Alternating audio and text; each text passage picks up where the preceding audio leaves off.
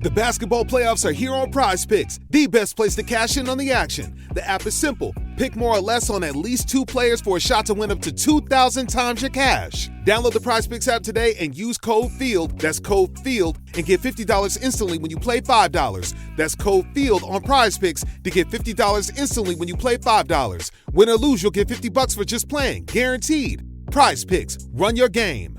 Must be present in certain states. Visit prizepicks.com for restrictions and details.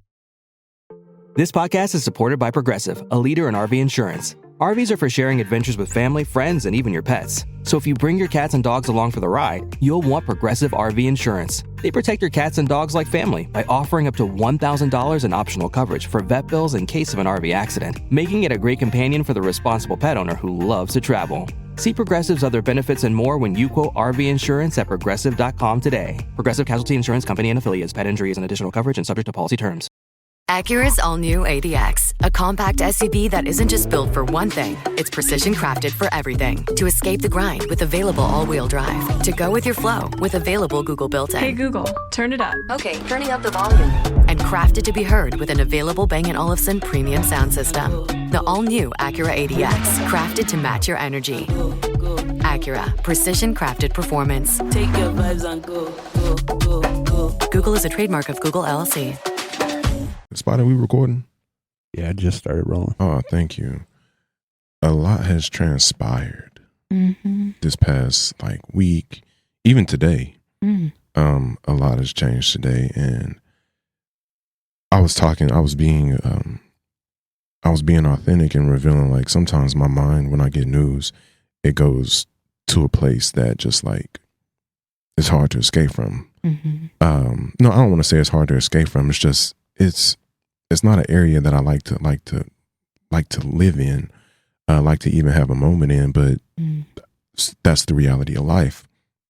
But also in the reality of life, and this is a discussion that I was having with myself as I was coming up the elevator, is the reality of choice and how hard it really is to make a proper choice without semblance of guilt, or if you're doing the wrong thing, or if you're misplacing your time and your attention. So I got some news on the way over here, and I was like, man, how am I going to shake this? How am I going to keep myself in a spirit to where I can be, where I can exist, where I can create, where I can feel free.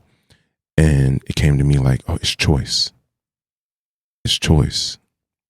I had a discussion about worry, and my mind goes to worry, and I'm trying, you make the choice to worry. And sometimes it feels like that choice is made for you. But I'm here to tell you that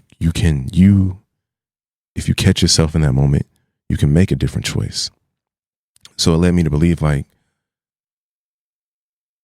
sometimes I'm just auditioning for peace. All power and glory go to God. All greatness is from God. When a hero stumbles, the cowards rejoice. Nothing feels better to a coward than to watch a brave guy fall. Welcome to By Far the Dopest version. Today's episode is for those of us learning how to rest, how to slow down, and how to let go of the need to perform in strength all of the time. I am one of those people. I'm not lying to you. I am one of those people. And why am I like that? I'm like that because we live in a world that demands hustle, performance, anger, and reaction. But through conversation, I had to realize, what if peace is something we have to practice for? Like a role we don't think we deserve yet. Today, we're auditioning for peace. So I started out the top of this episode when I was talking about, I didn't think I was going to talk about it because I just kind of wanted to, I didn't want to ignore it. It's about my son. It's about my son. And I got to be transparent in being the dopest version of myself. My son's mom texted me while I was on the way over here about his status. My son has been going through some digestional issues. I don't want to get too far into it, but that's what he's been dealing with. So for the past couple of weeks, he's missed a lot of school. He's missed hanging out with his friends. He's missed He's missed out on so much, yet he's been this positive person the entire time, even while facing through his pain. And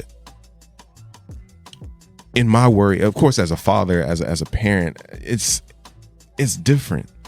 It's different, even though you're looking at your son or your child. For those of us who are parents out there, and you're looking at your child and they look fine, they're acting fine, but everything is not fine. Yet you have more worry than them, and they're the ones going through it. And how often do we stop and ask them? How often do we stop and take our feelings off the table and consider their feelings, because they are the ones that are absolutely going through it, right? So I started exploring this internal script I'd been having with myself. Be strong, be alert, and be on all the time. And I had a real life conversation that gave me some insight as to, like, that doesn't seem like a genuine thing to do. It doesn't seem like you have genuine moments to really just be yourself, because you are completely on all the time. And that is a space that I have been living in for a very, very long time. By Far the Dopest Version is a bi-weekly podcast hosted by me, J.M. Knighton. Now, my show aims to provide insights from a male perspective on topics such as fatherhood, cultural discussions, art, and significant news events, while also sharing personal beliefs and viewpoints. My podcast seeks to foster meaningful conversation that delve into cultural and societal norms, everyday experiences, and themes that are often overlooked. Listeners can anticipate moments of laughter and tears, high energy levels, personal connections, and a love for the journey of becoming by far the dopest version. Nobody does it better than the Watts Podcast Network. And the realization of that came this week. I was like, damn, I do live in a space where I feel like I have to be on all the time for everyone. I don't even know what off looks like. If I'm in a room with people, I'm on. If I'm by myself, I'm on, I guess, because I don't know what does off look like for me. What does off really look like? What does you being relaxed look like? What does you just being your complete authentic self really look like? And it took me to the point of, like, where I'm almost like, damn, like, is this what exhaustion is? Like, mental exhaustion, and trying to navigate and bounce back and forth between news that you're receiving, news that you're giving, a busy schedule, a busy life, and trying to place everyone's time accordingly with yours to make everyone feel valued around you. And what I realize is I'm going to stretch myself so thin that it's like a rubber band. A rubber band only has a stretch point so long until it pops, right? And I'm like, yo, you gotta figure out what that looks like for you. So I had to think about, where did this come from? I feel like this is a trauma response, a survival mechanism, based off of my life, based off of things that I've gone through, things that I've seen.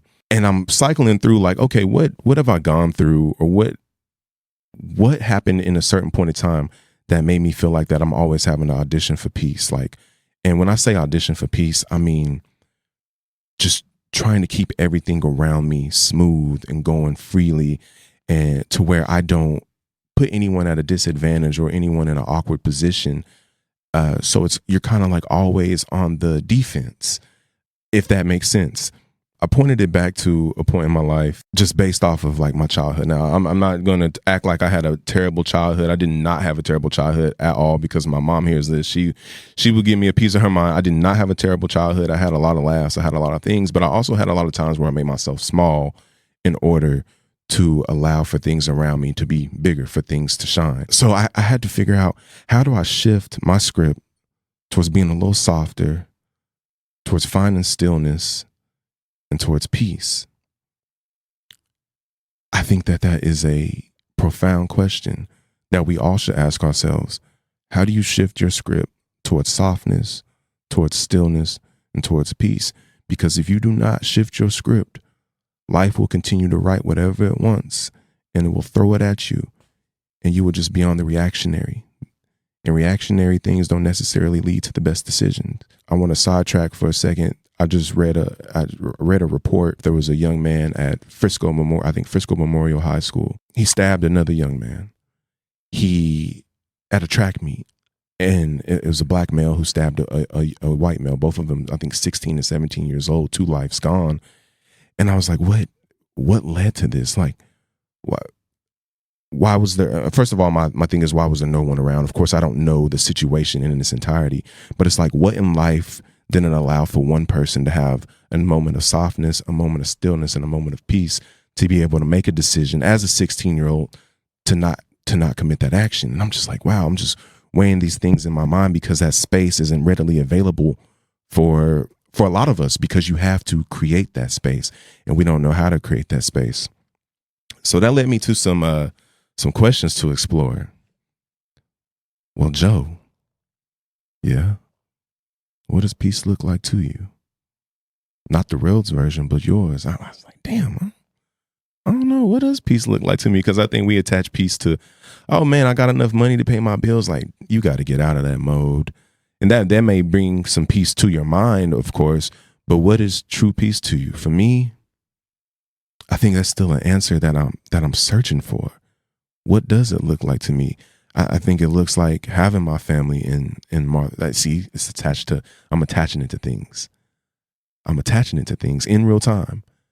I can't even shake not attaching my peace to physical gain. I was getting ready to say, seeing my family in Martha's Vineyard, by all of us there, that's peaceful for me. Well, that takes money. Of course, I think one thing that would bring me peace, the health of my son. That is one thing that would bring me peace, but that, of course, is attached to something else that is out of my control. This is something that is out of my control. And I think the Rhodes version of peace is something that I have in mind. Of course, but my version of peace, I just want to be able to like rest my mind. I feel like I'm flying. And I know a lot of us out there feel like this. We are flying at 1,000 miles an hour every single day. It's to the point now where I wake up it's been consistent now. It's been like at 3:17, 4 o'clock in the morning, not by alarm, but by my heart rate racing, anxiety, stress, and then just laying there and trying not to let a tear fall down my face. And this isn't a soapbox or anything like that. This is just the reality, because I know if I'm going through, first of all, the human experience isn't solely unique to one person. Not at all. I think it was my mother. It may have been my uncle too, but they used to tell me, ain't nothing new under the sun. There is nothing new under the sun. This emotion or this thing that I'm feeling isn't solely just tied to me. It's tied to those of us who can relate to this, who have been there, being woken up out of your sleep from anxiety and stress and trying to deliver the day in and the day out, right? So I had to ask myself, furthermore, when was the last time I truly felt safe and unbothered?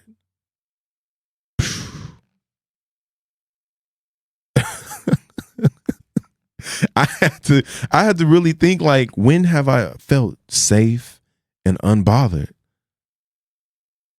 And I'm thinking back to like when you're a child and like you have that pure innocence and you play and you outside, you with your friends, you doing everything like that.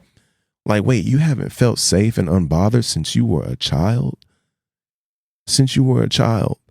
I think I had spoken about, I don't know if I spoke about this with someone else, but I was talking about the age at which the innocence of a black youth is no longer cute as a male, where he is now a threat. And I think that happens around 12 or 13, depending on stature. Like I had a student when I was in one of the ISDs. I don't want to, because he's pretty popular known, and I don't want to put him out there like that.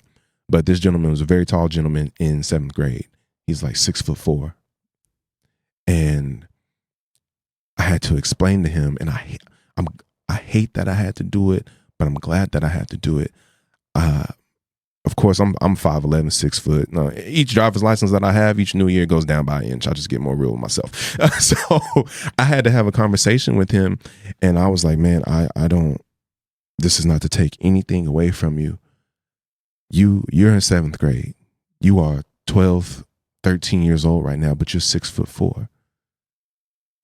unfortunately, they're not going to view you as a 12 and 13-year-old because of the stature that you carry. You are no longer safe. You are no longer to the point where you can feel unbothered because you carry the height of a full-grown man at 12 and 13 years old, and that's to no fault of your own. You have no control with that. Please, yes. What does softness then looks like to you as a black male? You know what softness looks like to me? It's being able to, I've alluded to it before, being able to exist without feeling I have to accompany everybody else around me.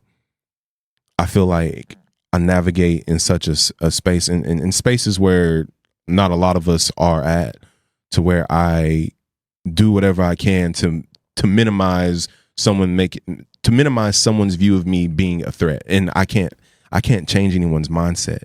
But I changed my body language. I changed my tone of voice.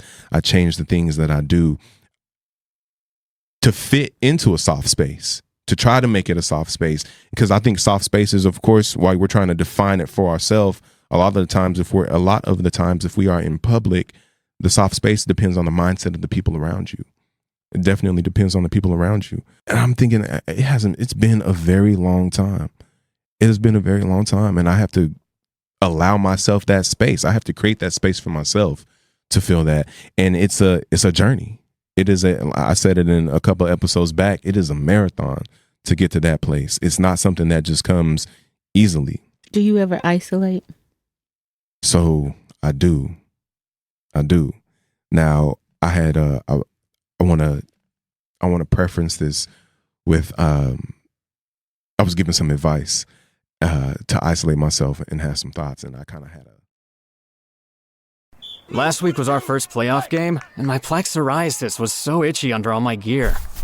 Sometimes just thinking about scratching could take me out of the moment. And then my doctor told me I could get clearer skin with a pill called Otezla. Otezla apremilast is a prescription medicine used to treat adult patients with plaque psoriasis for whom phototherapy or systemic therapy is appropriate. Otezla can help you get clearer skin after just 4 months. Okay, ready for the next game. Talking to my doctor about a pill was a total game changer. Don't use Otezla if you're allergic to it. Get medical help right away if you have trouble breathing or swallowing, swelling of the face, lips, tongue, throat, or arms. Severe diarrhea, nausea or vomiting, depression, suicidal thoughts, or weight loss can happen. Tell your doctor if any of these occur and if you have a history of depression or suicidal thoughts. Live in the moment. Ask your doctor about Otezla. Call 1-844-4-OTEZLA or visit Otezla.com for prescribing info about cost, and more. Thank you for listening to By Far the Dopest Version. This podcast is sponsored by Frame of Reference. The series explores the vulnerable and often hectic lives of a close group knit of friends and provides a truthful evaluation of how fear and past misfortunes can define our present point of view. You can stream Season 1 of Frame of Reference on the Roku channel, Tubi TV, or Prime Video. Tailored media and events that feed your undiscovered needs, period. The Watts Dome is an energetic hub on Patreon, inviting you to join our creative community. Members can access exclusive content, interviews, including special episodes from our top podcast, It Doesn't Work That Way, By Far the Dopest Version, and Everything Hidden. Additionally, subscribers will receive invites to special live events in cities like New York, Atlanta, Miami, Dallas, and Los Angeles, as well as unique tutorials. I had a moment because I was so stressed out. I was like, I can't be quiet right now. I turned the TV on, I turned the music on, and that's what I'm talking about, that my mind is moving so fast that I had to fill it with noise. So I couldn't isolate in silence. So isolating by myself and being by myself with things on, that's not even true isolation because you're not by yourself. You can't be. So no, I don't isolate. I don't. And I would like to, let me go back. I isolate in my own way. So growing up, I'm a ride. Like my mom, she would be like, "Hey Joe, you want to go take a ride?" I'm like, "Yeah, let's go take a ride." So we would hop in. My mother had like this, she had a lot of cars, but it was this, the one I remember doing this the most in was this white Nissan Sentra.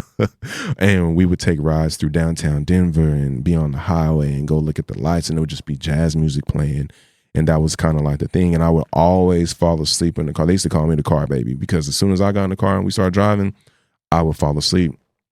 So I think my isolation now as an adult is usually within the 20 minute to hour long rides that I have, where sometimes it's not a podcast on, there's not music on, it's just the sound of the road. And I just drive. Like one of my favorite things, since we live here in Dallas, we have one of the most beautiful skylines in the United States of America, and I am in the world, and I'm very thankful for that, because I love seeing it at nighttime, because the lights give me hope. The lights give me a sense of peace, and I'm thinking about that in my mind, like, does that even make sense? And it does, because going back to those rides with my mother, the lights of downtown Denver and the jazz music, those were the things that brought me peace enough to be able to sleep. I think it's hard to sleep in a place where you don't feel peace. And when you're not feeling peace, that leads to your anxiety. I'm having real-time revelations. Give me a second. Okay. Woo. And that's what leads to that. So in performing strength acts, or in the performance of strength, especially in men in Black communities, I'm a part of a group chat, and we're having this discussion all the time about things about Black men in strength, Black men in family, Black men in finance, just overall. And each of us has shared the sentiment where we have to be strong for every single person around us. And that is true, right? And I'm one of the people, I'm a part of the I'm good culture. I get asked, how you doing, Joe? How you doing, Joe? All the time. And what do I say? I'm good.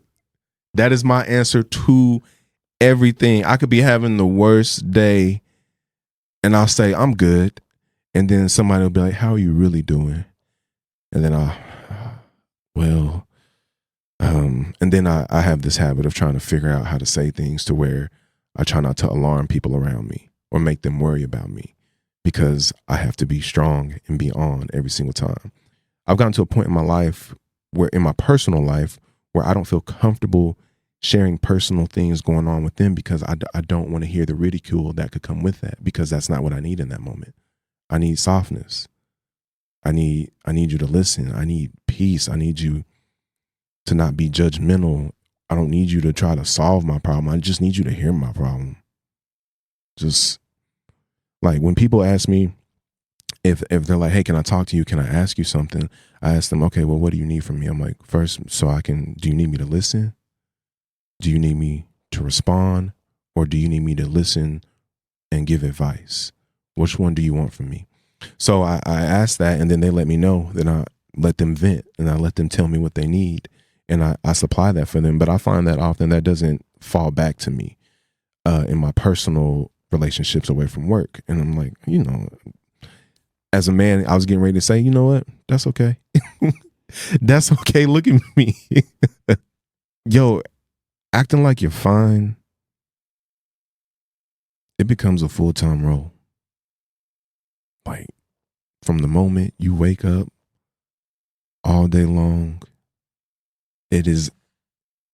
you are living a character, a persona that you gotta put it away. You gotta put it away. And I know I make it sound easier said than done, but find a space to put that persona away of always being on. Like, stop auditioning for your own piece. You already got the role. You got the role. Like, come on, man. What are we doing? What are we doing for real? So for those of us out there who are, and I'm talking to myself too, because like I say, this isn't something that you're in by yourself. This is something that I'm here. I'm in it with you. But we got to put it down. Cut. Yell cut. Take it off. Go put it up in the closet. Put it back. If you need to put it back on in moments where you really feel like you need to put it back on. That brings me to like some cultural relevance. Some people who we view as like cracked. And I just want to point out one. I want to point out Naomi Osaka. She is a tennis player. I believe she's Japanese and Haitian, or Haitian and it's funny to me, in like in white spaces where you're like interracial, they'll they'll reject you until they see greatness on you, and then they're like, "Oh, you one of us." Like, what? I find that funny. I find that funny in a disturbing way, I should say that. But Naomi Osaka, at the top of the tennis, when she was at the top of the tennis game, and they were talking about her as, you know, the next Venus and Serena Williams, and everything was going well from her, she did something that I think was unparalleled. I don't want to say unparalleled, because we've seen it from other sports stars and sports athletes at the top of the game. Like, I think of the wide receiver. I can't think of his name right now. I think his last name is Jacobs. I can't think of his name, but he stepped away from mental health issues. Naomi Osaka is another one who stepped away from mental health issues. And that is the thing. You have to prioritize your peace.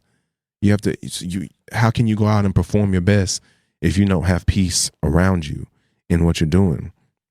And that's another danger of having no space to be soft or to be honest. And as soon as she did that, she received ridicule. Once again, I alluded to earlier in the episode, the people around you, depending on their mindset, are what set up the safe space in public, in the public eye, in the public view. So she had to get away and create a safe space for her own, and that is her privacy. That is her right as a human being. As a human being, even though she's a public figure, like, not a slave to the public. Like, I have to be, being a slave to a public will turn you into something else, and I'll get into that later. But I applaud her for doing that. I applaud Simone Biles. I applaud the wide receiver who I can't think of. Is it Josh Jacobs? Josh Jacobs went to Baylor. Josh Jacobs, Green Bay Packers running back. Oh, Josh. no. That's not him. Oh, I'm sorry. No, you're fine. Not Josh Jacobs. He went to Baylor? Yes, a wide receiver that went to Baylor. He was really good. He had played for the New England Patriots too. He played for the Cleveland Browns. Josh Gordon, phenomenal. Phenomenal. He was a marijuana smoker. In the league, you know, that's heavily frowned upon. But I guarantee you, some of those owners probably have some stakes in some marijuana companies somewhere. They're making money off of it, but they tell the players that that's an illegal substance. But Josh Gordon, he had a history with substance abuse. I think they even looked at it too, like going back to Baylor and progressing along. But he was immensely talented and still is immensely talented. I don't know where Josh Gordon is at, and this is not a slight at Josh Gordon at all. But he stepped away from football early in his prime and was no slouch, but he prioritized his mental health, and I applaud that. He prioritized not auditioning for his piece because he already got the role, so I'm stepping away.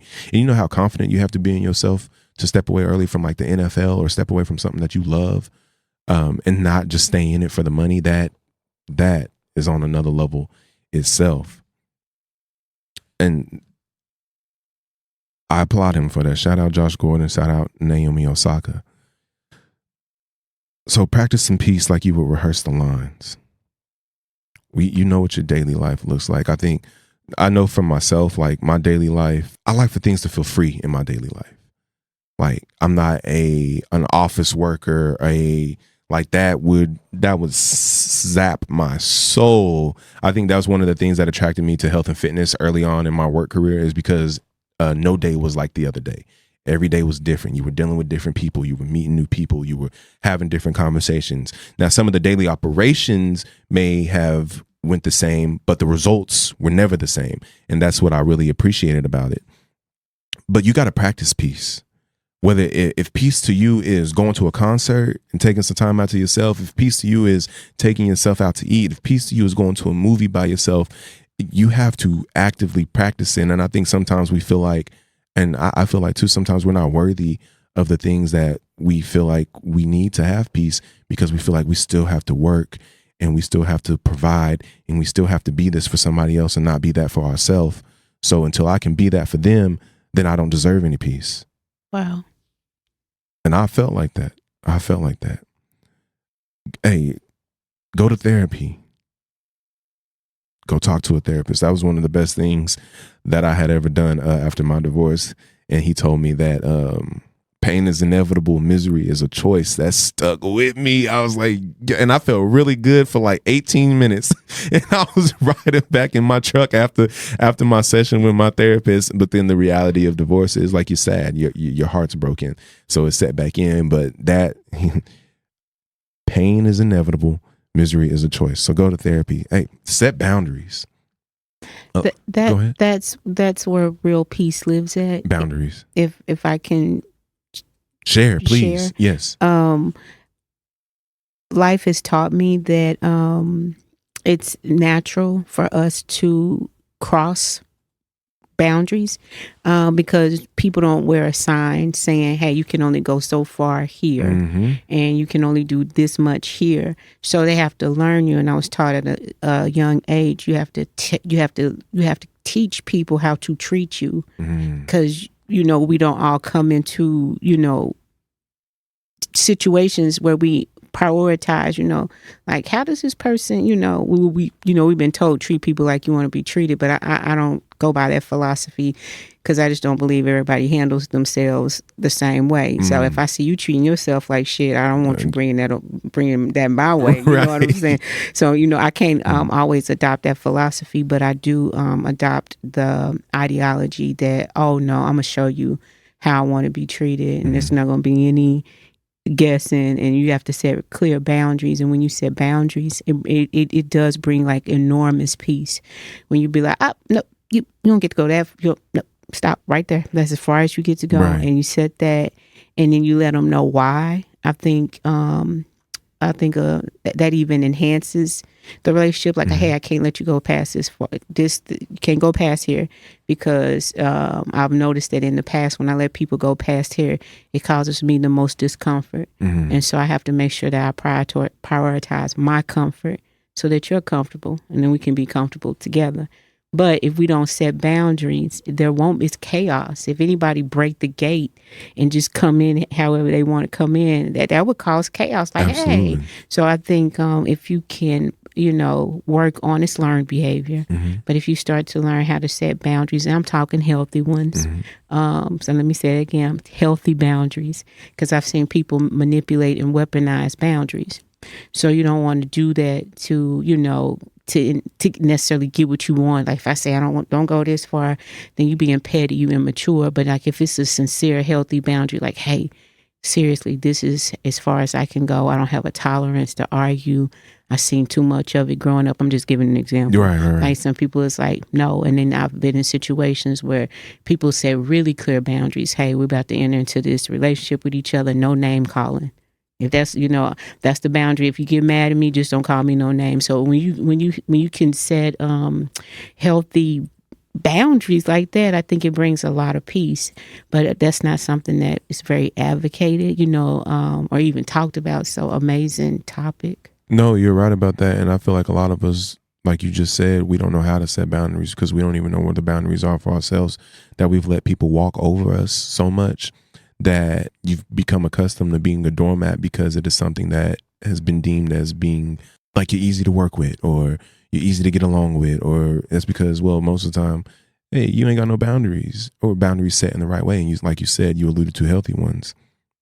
And thank you for that. So out there, if you're out there, figure out what your boundaries are. I feel like most of us know what our boundaries are, but we're just afraid to like voice them. No, voice your boundaries. Why? I mean, because at the expense of making someone else's uncomfortable or putting them at a disadvantage. But don't, because you're putting yourself at a disadvantage. Facts. And if you're putting yourself in an area where you're not an advantage to yourself, how do you operate? Right. How are you going to operate? The right people will respect it. When I see, it's the key word, the right people. They'll respect it. They'll have like, it'll enhance, if that kind of makes sense, right? I've learned that when you don't set like standards, and you don't put like value gates up, but that's the best way I can describe it. If you don't put that gate up, then they kind of know, oh, I can just kind of throw you in the trash if I wanted to. But when you put the necessary boundaries up, it brings another level of, oh, like, no, this person really care about themselves. Right. Like, they really, really care about themselves. So it matters. Boundaries matter. Not only that, rest. get some rest. And I think we view rest as just like, oh, get some sleep. No. Rest and sleep are two totally different things. Like, you can be resting and be awake. Like, just you can rest. Like, if your rest looks like you reading a book, if it's you listening to a podcast, if that's something that brings you rest, if it's just sitting by the fireplace. Like me, I like sitting by fireplaces.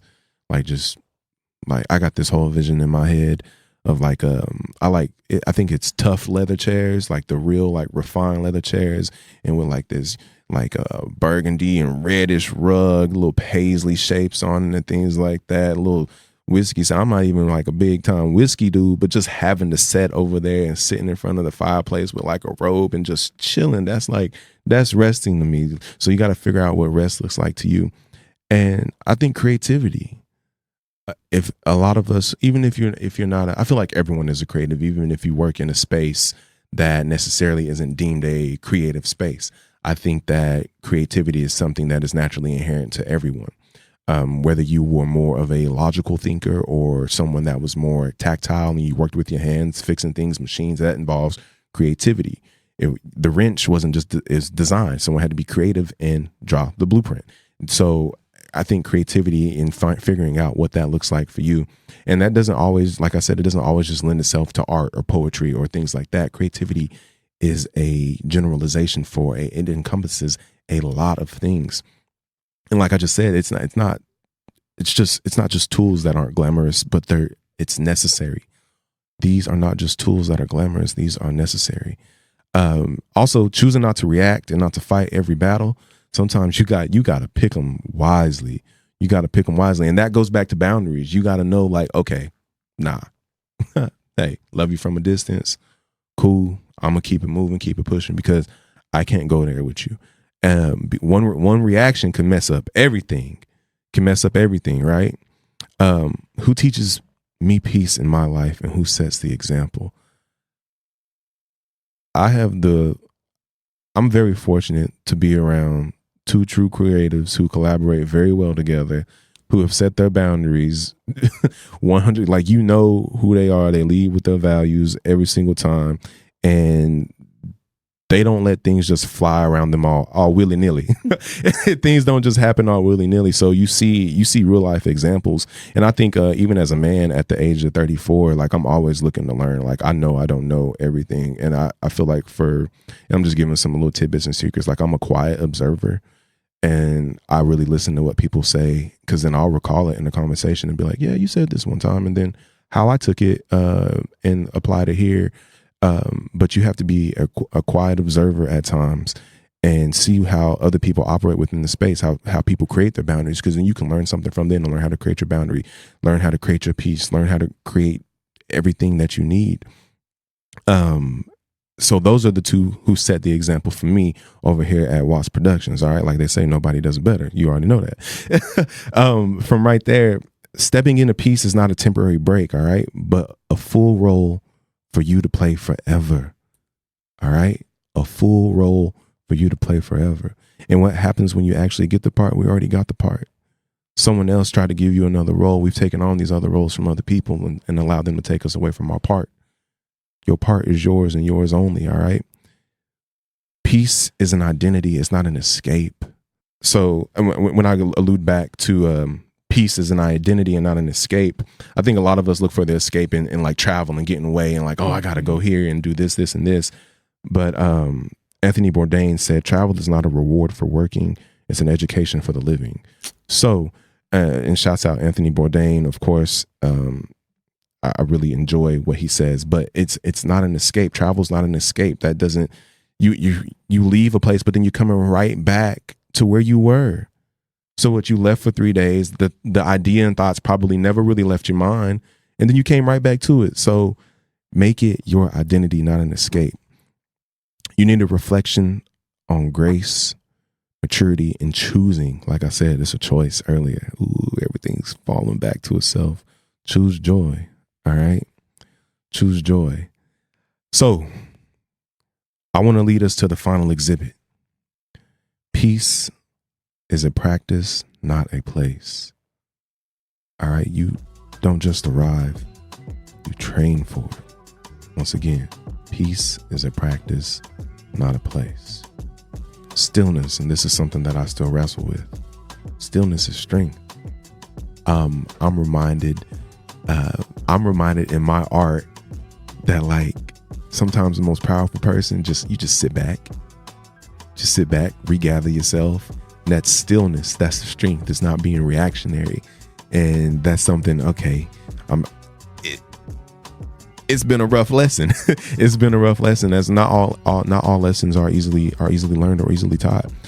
Rest and boundaries don't make you weak. They make you wise. They make you wise.